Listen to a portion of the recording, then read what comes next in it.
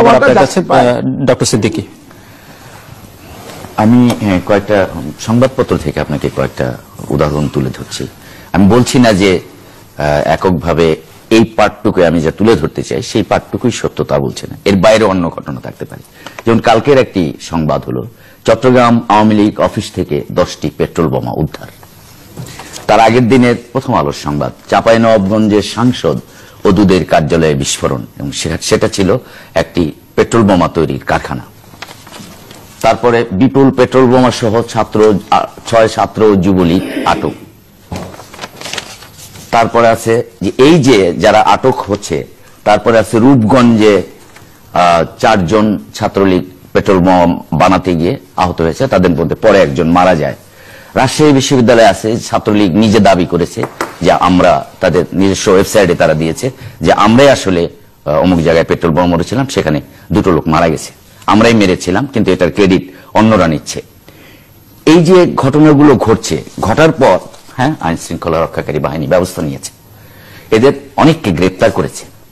গ্রেপ্তার করে দেখা গেল যে 500 লোক ছাত্রলীগ আওয়ামী লীগের গ্রেপ্তার হয়েছে, এবং এই 500 লোককে ছাড়িয়ে নেওয়ার জন্য আওয়ামী লীগের এমপি থেকে শুরু করে বড় বড় নেতারা প্রত্যেকে সৎ এবং মেধাবী বলে সার্টিফিকেট দিয়েছেন এবং সেটাও কয়েকদিন আগে আপনার বাংলাদেশ প্রতিদিন কাগজে লিড সংবাদ হয়েছে।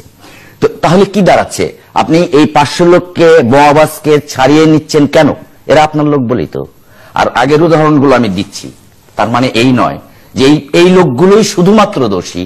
হতে পারে যে আপনারা যেটা বলছেন অনেকে জামাত থাকতে পারে, ছাত্রলীগ থাকতে পারে, হতে পারে যে তারাও থাকতে পারে। তাহলে আপনি এদেরকে সৎ এবং মেধাবী বলে ছাড়িয়ে নেওয়ার তদবির করছেন, এমপি সাহেব থেকে শুরু করে এরা, আর অন্যদেরকে আপনি ক্রস ফায়ারে দিয়ে দিচ্ছেন।